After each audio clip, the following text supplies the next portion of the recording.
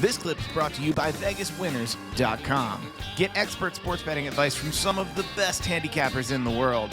Head on over to VegasWinners.com and win yourself some money. Let's bring it back into more present day. He goes through his court case with WCW, he being Hulk Hogan, pronouns pal. Well, not even WCW at that point. They've since sold out, but Time Warner. His contract expires. He heads back to the World Wrestling Federation as part of the NWO in February of 2002. He even comes back later that year with the whole yellow and red and just gets a phenomenal ovation. And then ultimately he has a falling out with Vince on August 4th, 2002. And I guess, man, this is the story of their relationship. It's always sort of been classified to me as almost love, hate, almost like a marriage. What say you? It's promoter, top star. I've witnessed it in so many different fashions. I've heard so many different stories. You know, even when you hear, you know, Fritz had multiple boys that were the top guys. I mean, it's just sort of the nature of the beast. Jarrett, Jerry Lawler, Dusty Rhodes, Jim Crockett, Dusty Rhodes, Eddie Graham, Vince Sr. and Bruno. I mean, you know, we could go around and around like that, but the falling out. But, you know, during this time, so I always get the WrestleMania numbers. What number was Hogan, Rock? What 18. Was 18. Yeah. So as I was refreshing and looking at notes and all that, I could remember me and my father having that conversation of, and you know, the teaching point, but also by this stage that I would add a couple of years in the business. And so we had that back and forth conversation that it's hard for one talent to hand the baton and passing of the torch to the other, because however you slice and dice it, it's sort of like the fans. I mean, the fans know it, but when that went down, it's, to me, in Toronto, and I think around the world, that the Monday Night Wars had gone down and Hogan was on the WCW side. And then all of a sudden he came back and they have the Mania match, and Rock had, you know, skyrocketed, and Stone Cold, obviously right up there. But, you know, in essence, that match, in a lot of ways, they had it booked one way and the people said, this is sort of the passing of the guard, so we're going to give props. That's my opinion. That's how I viewed it. But then fast forward now to the present day, the time we're talking about, 2002.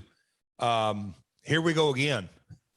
Vince looked at Hogan, and Hogan wanted more money, and Vince is saying, not today. It always kind of comes down to the cashing creative, according to JR. And that's certainly been the case with Hogan and Vince. But at this point, summer of 2002, you've launched TNA. Now you're in the process of trying to pull the nose up on this thing. We've sort of documented some of that.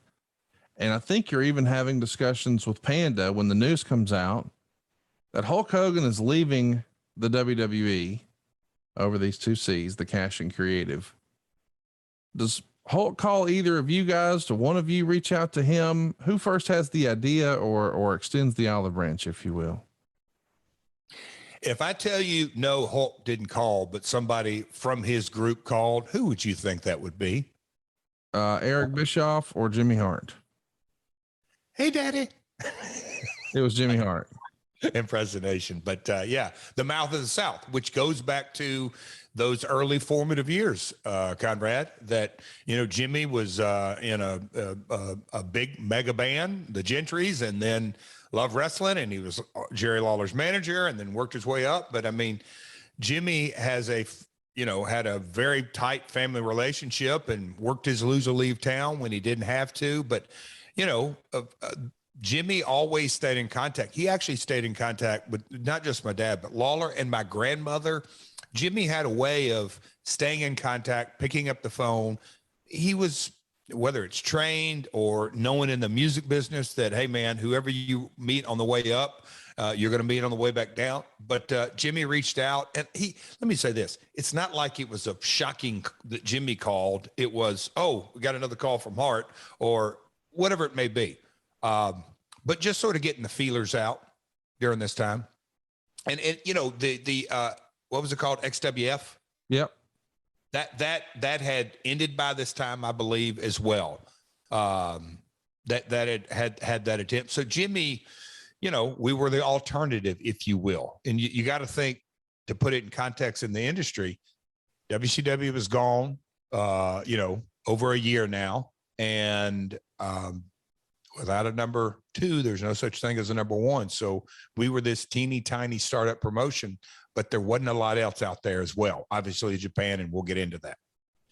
So Jimmy calls and basically says, you know, hypothetically, Daddy, would you like to do business with Hulkster? Is that what it is, or is there something else? Old feelings. Yeah, sure, Hulk. We got this going on. And, you know, as the negotiations begin, and Conrad, you're a businessman, they negotiations begin by saying hello. Yeah. Period. It's not a matter of, okay, let's sit down and we're going to start negotiating. That ain't accurate. So, you know, hey, Jimmy, we'd love to do business, but you know as well as we do, we can't afford Hulk. Oh, you never know. And then, okay, he goes back. Hey, it's Conrad Thompson. Thanks for checking out the podcast here on YouTube.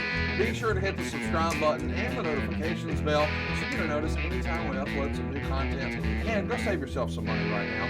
If you're in a 30-year loan or you have credit card debt, it's not a matter of if I can save you money. It's a matter of how much. Find out right now for free at SaveWithConrad.com.